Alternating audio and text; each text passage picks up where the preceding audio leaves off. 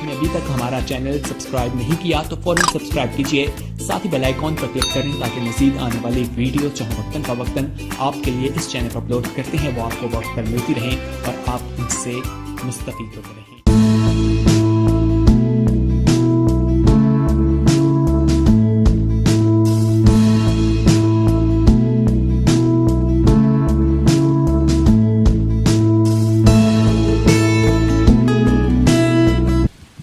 खुदावंद यीशु मसीह के बाबरकत कदूस और ख़ूबसूरत नाम में आप सब बहन भाइयों को मेरी तरफ से सलाम।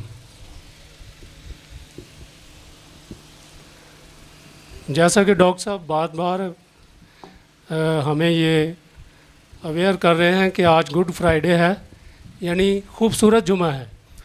तो खूबसूरत जुमे का मतलब है कि ये बहुत ही अच्छा एक फ्राइडे है। खुदावंद ने खुद तो सोबतें और दुख बर्दाश्त किए, लेकिन हमारे लिए खुशियां हमें फराहम की। तो ज़ोरदार तालियां बजा दीजिए शादमानी के साथ।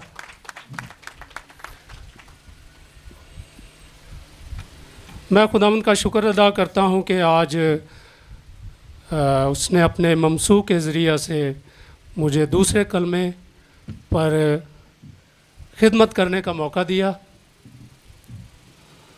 इसके लिए हम बाइबल मुक़द्दस खोलेंगे। लूका रसूल की मार्फत लिखी गई अंजील मुक़द्दस उसका 23 बाब उसकी 43वीं आयत।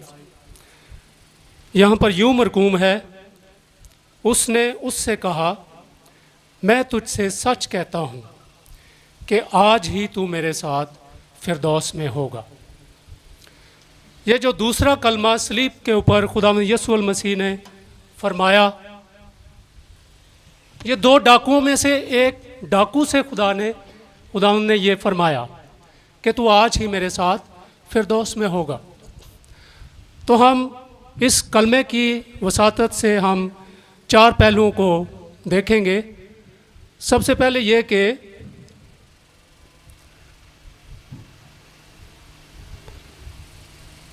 खुदावंद यीशु मसीह डाकुओं के दरमियान क्यों मसलूब किया गया। नंबर 2, क्या दोनों डाकू खुदावंद यीशु मसीह पर लान तान कर रहे थे। नंबर 3, उन दोनों में से एक ने कैसे नजात पाई। और नंबर 4, तू आज ही मेरे साथ फिरदौस में होगा का क्या मतलब है। खुदावंद यीशु मसीह दो बदकार अशखास के दरमियान मसलूब किए गए, तो ये कोई ऐसी बात नहीं थी, क्योंकि ये खुदा की पाक मर्ज़ी थी। क्योंकि खुदावंद यीशु मसीह को कोई जबरन मसलूब नहीं किया गया, क्योंकि उसके पास इख्तियार है।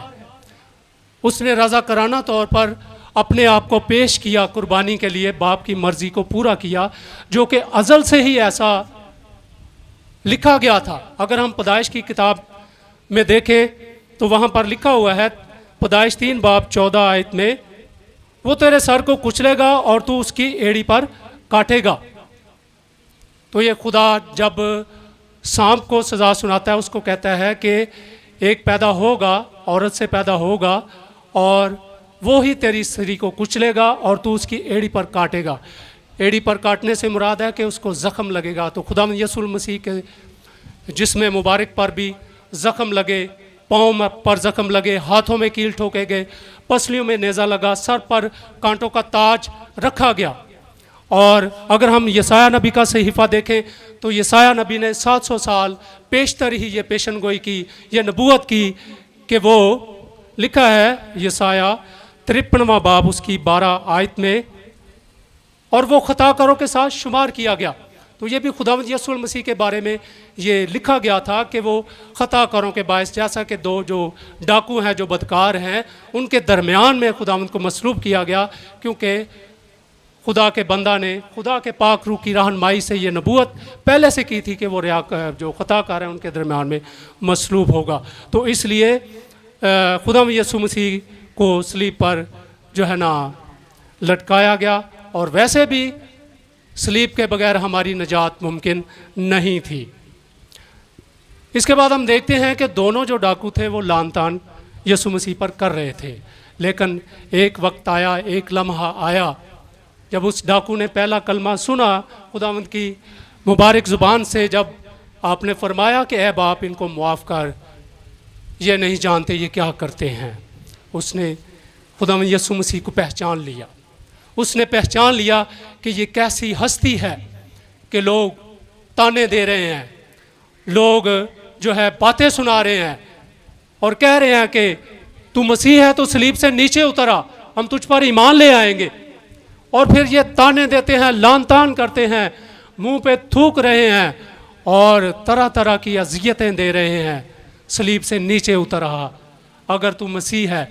यही बात अबलीस ने कही थी जब यीशु मसीह आजमाए गए, अगर तू खुदा का बेटा मसीह है तो इन पत्थरों को कह कि रोटियां बन जाएं। तो अबलीस अभी भी खुदा में यीशु मसीह के पीछे, उसकी कोशिश है कि ये सलीब पर ना मरे, लेकिन खुदा की पाक मर्जी थी कि वो सलीब पर मरे, क्योंकि उसके जो है सलीब पर चढ़ने के बगैर हमारी खलासी, हमारी निजात मुमकिन नहीं थी। लेकिन अबलीस अभी भी वो उनके जो है उनको उभा रहा है, वो कह रहा है कि अगर तू मसीह है नीचे उतरा। यही डाकू कह रहा है तू मसीह है तो हमें भी बचा, खुद भी बच, हमें भी बचा। फिर जो दूसरा डाकू है वो खामोश हो जाता है। इस कलमे को सुन करके ऐ बाप इनको माफ़ कर, वो टोटल बदल जाता है, खुदा का पाक रूह से चेंज कर देता है, उसके दिल को तब्दील कर देता है, क्योंकि खुदा का पाक रूह ज़ोरावरों को पकड़ लेता है, जैसे कि सौल को पकड़ा और उसको पलूस बनाया जो खुदा के लोगों को कत्ल करता था और उन पर जुल्म और सितम ढाता था। यीशु ने उसको पकड़ा और वही जो है, जब खुदा में यीशु ने उसको पकड़ा तो वही उसी के लिए मरने के लिए भी तैयार हो गया। यानी खुदा का पाक रूह उस डाकू को भी उसकी ज़िंदगी को तब्दील कर रहा था, नजात का काम कर रहा था। नजात का काम कैसे कर रहा था?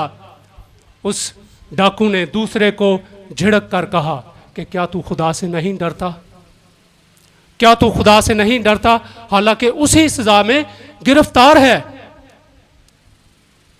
तो खुदा खौफी आ गई उसके अंदर। जब हम खुदा के करीब पहुंचते हैं, जब हम तौबा तक पहुंच जाते हैं, तो सबसे पहले हमें खौफ, हमें डर लगना शुरू हो जाता है। एक डाकू को क्या मुझे बताएं कि क्या जब वो अपनी जो है जहालत की ज़िंदगी में था, जब लोगों को वो कत्ल करता, सताता, मारता, लूटता, तो क्या उसके अंदर खुदा का खौफ था? नहीं। लेकिन जब खुदा के पाक रूह ने उसको छुआ तो उसके अंदर डर आ गया, खौफ आ गया। अपने साथी को कहता है तू खुदा से नहीं डरता, उसी सज़ा में गिरफ्तार है, हमारी सज़ा तो वाजिबी है, हमने तो ऐसे काम किए हैं। लेकिन इसने कोई बेजा काम नहीं किया। खुदा में यीशु मसीह की तरफ इशारा करता है, अपना इकरार करता है और फिर खुदा में यीशु मसीह पर ईमान लाता है कि इसने कोई बेजा काम नहीं किया, ये रास्तबाज है। और बेशक खुदा में यीशु मसीह रास्तबाज और पाक है, उसने कोई गुनाह नहीं किया, बल्कि क्या हुआ कि हमारी बदकिरदारी खुदावंद ने उस पर ला दी। वो हमारी बदकिरदारियों के बायस कुचला गया, घायल किया गया। और लिखा हुआ है यशायाह नबी के सहीफा में कि उसकी शक्ल सूरत ना रही, इतना ज़्यादा मारा गया, इतना ज़्यादा कोड़े लगाए गए कि हड्डियां तक नज़र आने लगी और शक्ल सूरत जो थी वो बिगड़ गई। कांटों का ताज है। लिखा है कि कोई खूबसूरती, कोई हुस्न जमाल ना था। किन के लिए? मेरे और आपके लिए, हमारे गुनाहों के वास्ते। हमारी बदियां, हमारे गुनाह खुदा यीशु मसीह के ऊपर लादे गए। तो उसने कहा इसने कोई काम, बेजा काम नहीं किया। तो खुदावंद यीशु मसीह की तरफ वो देखता और कहता है कि जब तू अपनी बादशाही में आए तो मुझे भी याद करना। खुदावंद यीशु मसीह ने राइट नाउ उसे जवाब दिया। कोई उसमें गैप नहीं डाला कि परसों, 1 माह बाद या 2 साल बाद, आज ही तू मेरे साथ फिरदौस में होगा। जब हम तौबा करते हैं, जब हम अपनी बदकारियों को छोड़ देते हैं, जब पुरानी इंसानियत को हम छोड़ देते हैं, जब हम अपने आप को जो है खुदा के आगे झुका देते हैं, जब हम अपनी सारी जो पिछली इंसानियत उसको छोड़ देते हैं, तो फिर फौरी खुदा हमें नजात देने में कुदरत रखता है। और खुदा में यीशु मसीह के पास भी कुदरत उस वक़्त भी मौजूद थी। उसने कहा आज ही तो मेरे साथ फिरदौस में होगा। फिरदौस का मतलब है खुदा की हजूरी, जहाँ पर खुदा का जलाल है। बाइबल मुकद्दस में 3 बार फिरदौस का लफ्ज़ इस्तेमाल हुआ है। लूका की अंजील में फिर हम देखते हैं 2 कुरिन्थियों का 12 बाब, वहाँ पर भी पौलुस रसूल बयान करता है कि मैं रूह में एक शख्स को जानता हूँ जो तीसरे आसमान तक ऊपर उठाया गया। ये तीसरा आसमान भी फिरदौस है। फिर मुकाशफा की किताब में भी लिखा हुआ है फिरदौस के बारे में। यकायक मुकाशफा 2 बाब 7 आयत में लिखा है, जो गालब आए मैं उसे उस ज़िंदगी के दरख्त में से जो खुदा के फिरदौस में है फल खाने को दूंगा। तो खुदावंद यीशु मसीह जो तौबा कर लेते हैं, जो नजात पा लेते हैं, जो अपनी पुरानी इंसानियत को छोड़ देते हैं, बुरे कामों को तर्क कर देते हैं, तो खुदावंद उसको उनसे वादा करता है तू आज ही मेरे साथ फिरदौस में होगा। दुनिया की ज़िंदगी आर्जी है। बाइबल मुकद्दस में लिखा हुआ है अगर इंसान सारी दुनिया हासिल कर ले लेकिन अपनी जान का नुकसान उठाए तो उसे क्या फ़ायदा। ये दुनिया आर्जी है, ये दुख भी आर्जी हैं, लेकिन जो अबदी ज़िंदगी है, जो कि ना ख़त्म होने वाली ज़िंदगी है, हमें उसके लिए दौड़ना चाहिए। और उसकी मंजिल क्या है? उसकी मंजिल है फिरदौस, जहाँ पर खुशी है, जहाँ पर शादमानी है, जहाँ पर खुदा का जलाल है, जहाँ पर खुदा का तख्त है, जहाँ पर खुदा की हजूरी है, जहाँ पर खुदा के मुकद्दसीन लोग हैं और जहाँ पर उसके फरिश्ते कद्दूस कद्दूस पुकारते हैं। क्या माहौल है।